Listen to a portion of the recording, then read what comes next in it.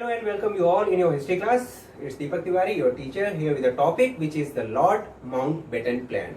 Okay, आज हम discuss करेंगे माउंटबेटन के प्लान जो कि गवर्नमेंट ऑफ इंडिया एक्ट जिसके साथ था, और इनके क्लॉजेस को डिस्कस करेंगे, इनके अप्रूवल और प्रपोजल्स के बारे में भी पढ़ेंगे और इनको किस तरीके से एक्सेप्ट किया गया इसके बारे में पढ़ेंगे. So let we start. सो ये डिसाइड जब होता है कि एंटरिम गवर्नमेंट का फॉर्मेशन होगा and Pandit Jawaharlal Nehru was appointed by the Britishers to make the interim government.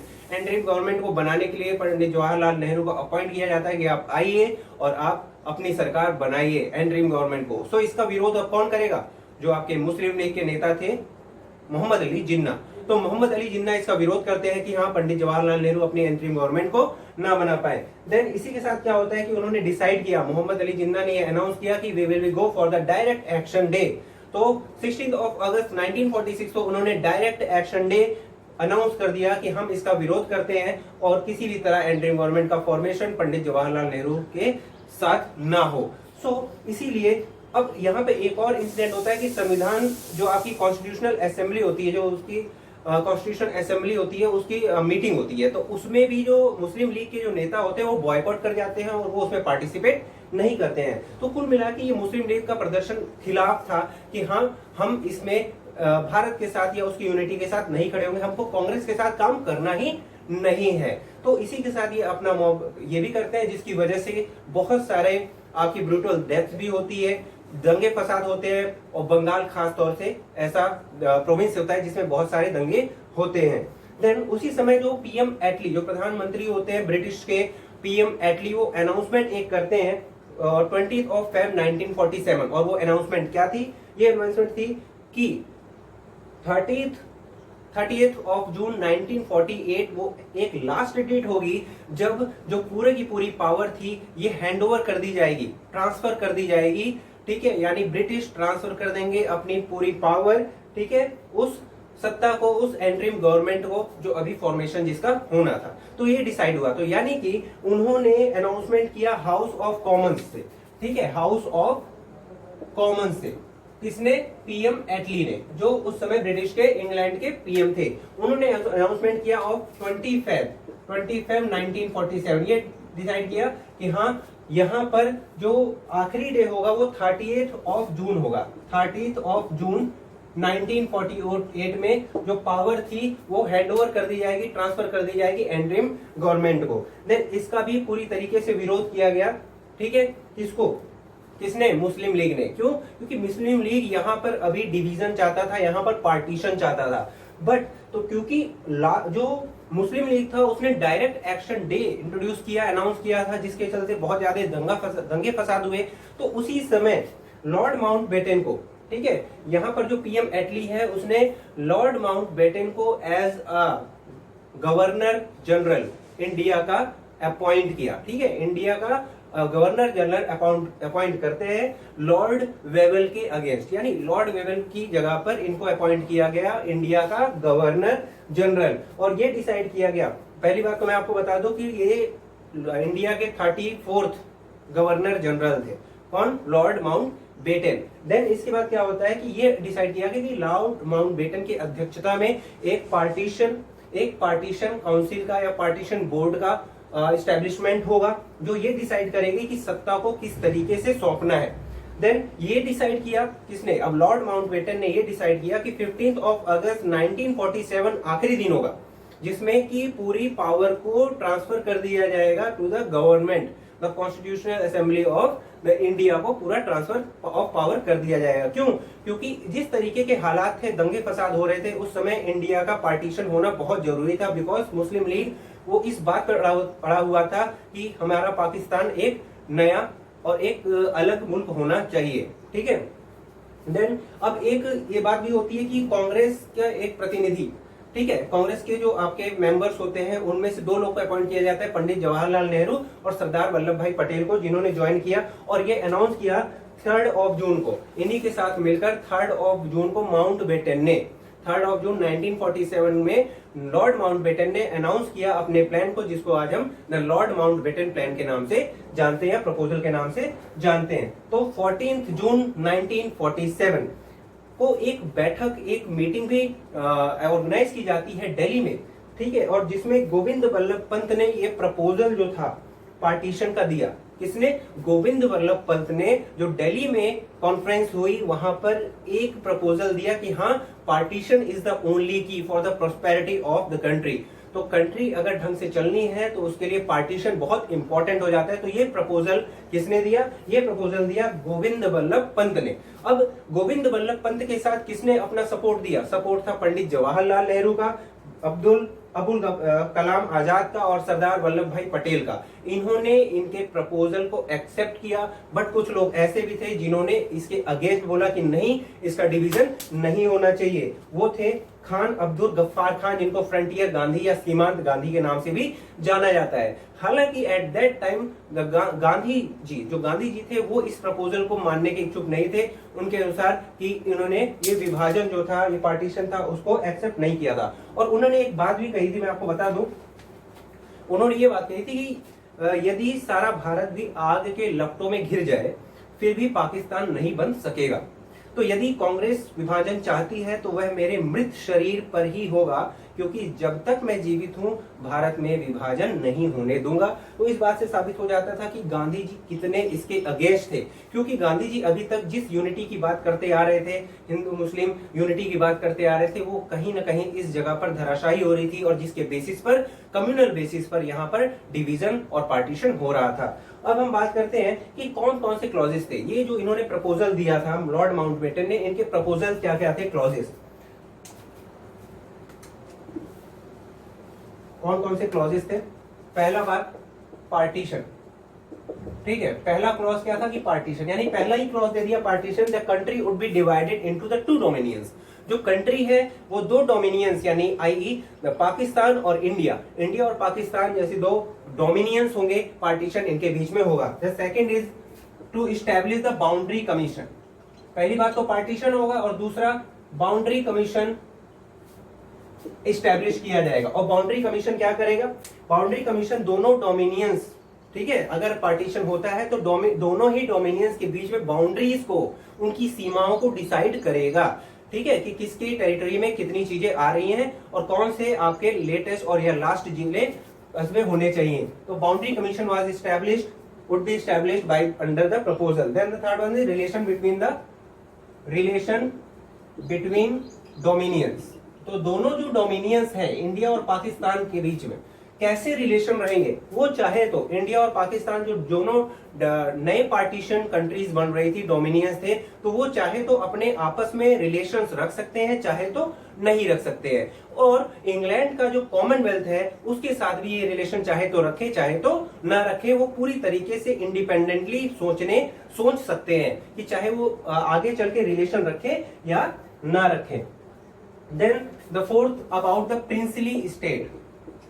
Princely state, तो आपको पता होगा कि इंडिया में उसमें रजवाड़े थे, यानी प्रिंसली स्टेट्स थे। तो उनके बारे में ये कहा गया कि जितने भी प्रिंसली स्टेट्स हैं उनके साथ जितनी भी ट्रीटीज की गई थी, जितने भी रिलेशनशिप थे, वो पूरे के पूरे एंड हो जाएंगे। यानी ब्रिटिशर्स के साथ अभी तक जो भी इनकी संधियां और रिलेशनशिप चल रही थी वो हैज टू बी एंड, उनका एंड हो जाएगा। And now they would be the independent, वो अब स्वतंत्र होंगे, और चाहे तो वो दोनों या तो पाकिस्तान में या तो इंडिया के डोमिनियंस को चुन सकते हैं, इलेक्ट कर सकते हैं कि वो किस में जाकर वो एनगल्फ होना चाहते हैं, किस में जाके मिलना चाहते हैं, वो इंडिपेंडेंटली इस बात को सोच सकते हैं। तो ये प्रिंसली स्टेट की बात हो गई।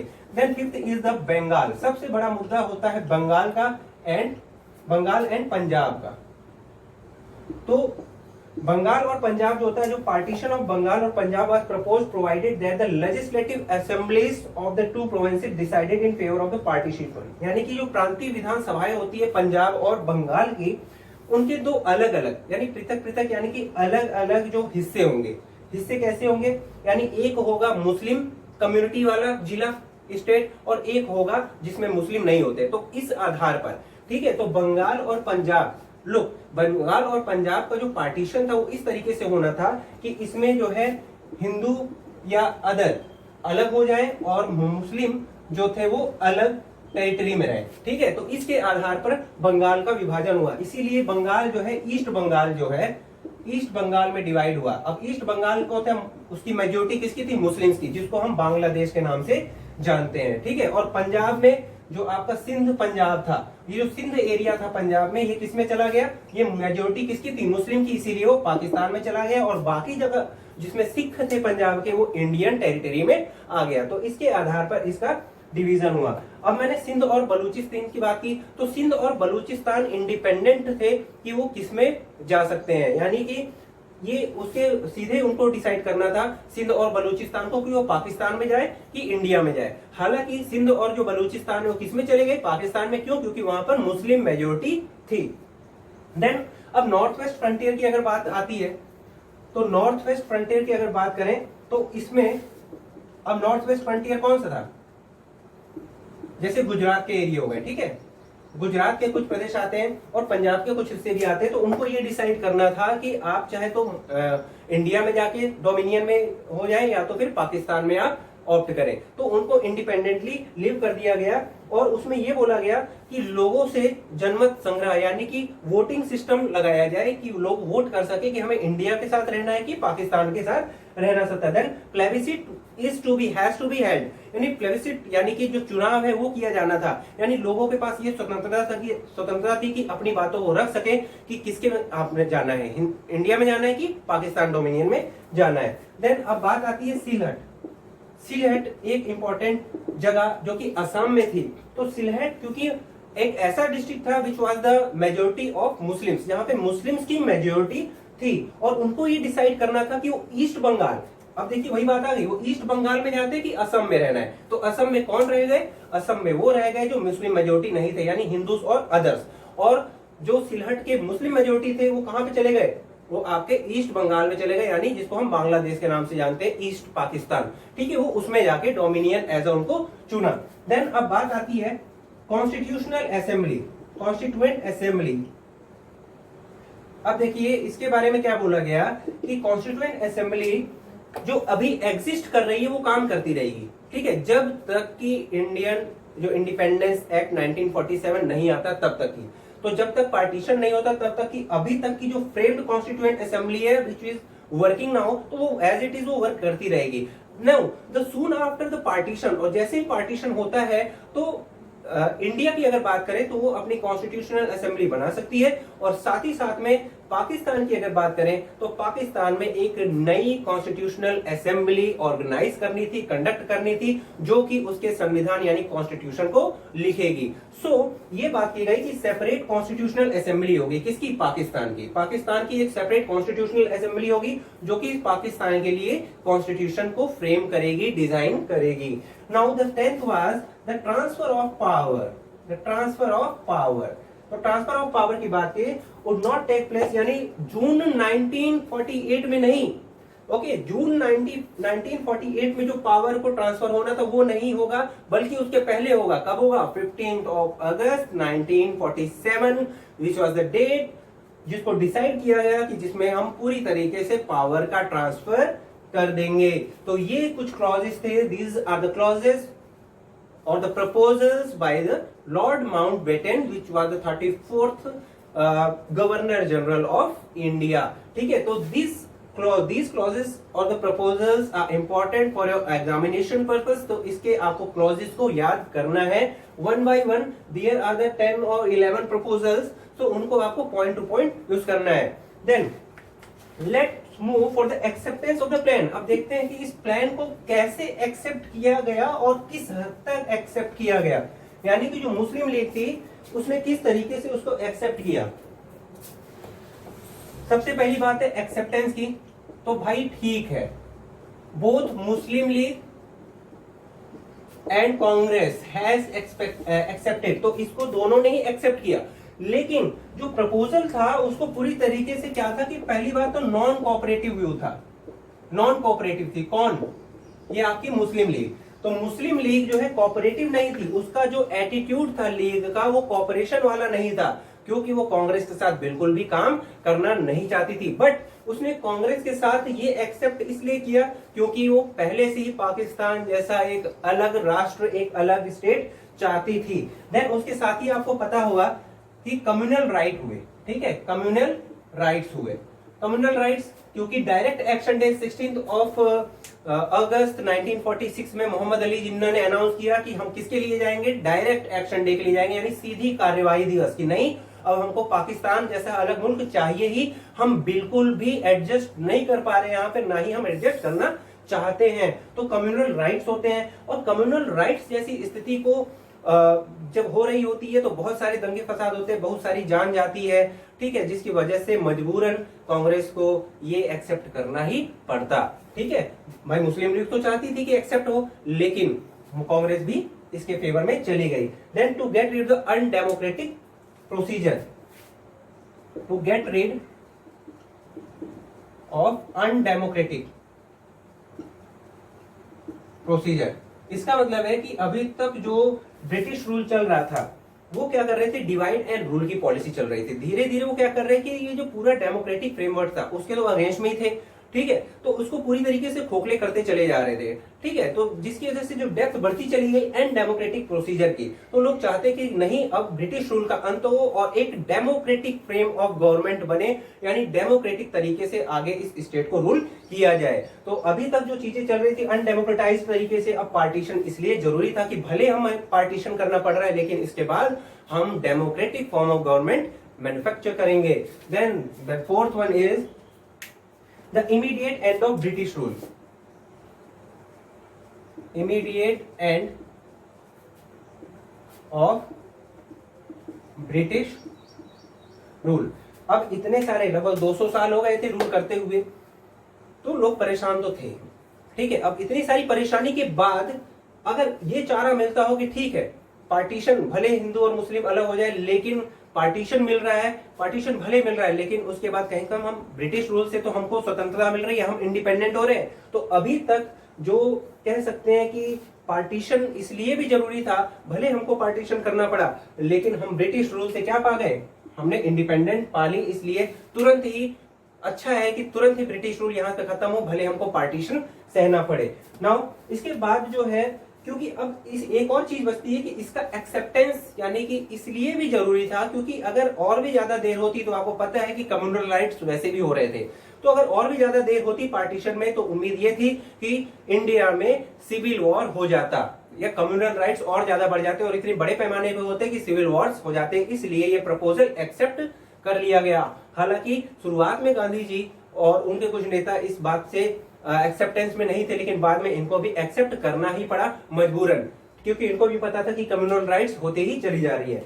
अब इसके बाद after the proposing of the end acceptance of the Lord Mountbatten plan, the government of India act bill was passed in 1947, 15th of July 1947। Now the Government of India Act, Government of India act 1947, okay, इसको हम Indian independence act के नाम से भी जाते हैं, Indian independence act 1947। So the bill was proposed by the Priam Attlee in 15th of July 1947, that was an act was designed by him himself। तो उन्होंने इसको डिसाइड किया और उसको अप्रूव किया। देन इसके भी कुछ क्लॉजेस थे। द क्लॉजेस, पहला क्या था कि पहला टू डोमिनियंस, तो पहला ही क्लॉज था कि India and Pakistan were the two dominions state, हम क्रिएट कर रहे हैं, द पार्टीशन कर रहे हैं ऐसे दो डोमिनियन स्टेट के बारे में। तो पहला तो हो गया आपका इंडिया, दूसरा हो गया पाकिस्तान। तो पाकिस्तान में जो आपके डोमिनियन स्टेट की जो टेरिटरीज आएंगी वो आपको पता होगा, सिंध, बलूचिस्तान, ठीक है, सिंध पंजाब वाला हिस्सा, ईस्ट बंगाल वाला हिस्सा, सिलहट की जो मेजोरिटी पार्टी थी मुस्लिम वाली वो, तो ये सारे के सारे पाकिस्तान में, और इंडिया में जो रिमेनिंग टेरिटरीज थी इसके अलावा वो सारी इंडिया में इंक्लूड की गई। देन पहला तो क्लॉज ये हो गया कि दो डोमिनियन स्टेट्स होंगे, इंडिया और पाकिस्तान में ये हिस्से आएंगे, सिंध, बलूचिस्तान, ईस्ट बंगाल, सिलहट। देन और इंडिया में आपके जो रिमेनिंग टेरिटरीज बच जाती हैं इनके अलावा वो सारी इंक्लूड होंगी। The second one is the separate governor general. It was decided or proposed as these two dominions having the separate governor general, दोनों के ही जो गवर्नर जनरल होंगे वो सेपरेट होंगे.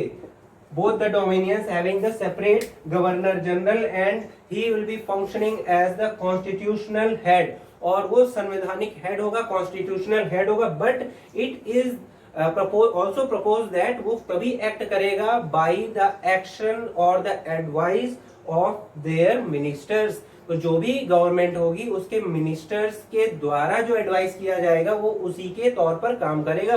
तो कॉन्स्टिट्यूशनल हेड होगा, दोनों का अलग अलग होगा, सेपरेट मेंबर्स होंगे एंड वो एडवाइस ऑफ मिनिस्टर से काम करेगा.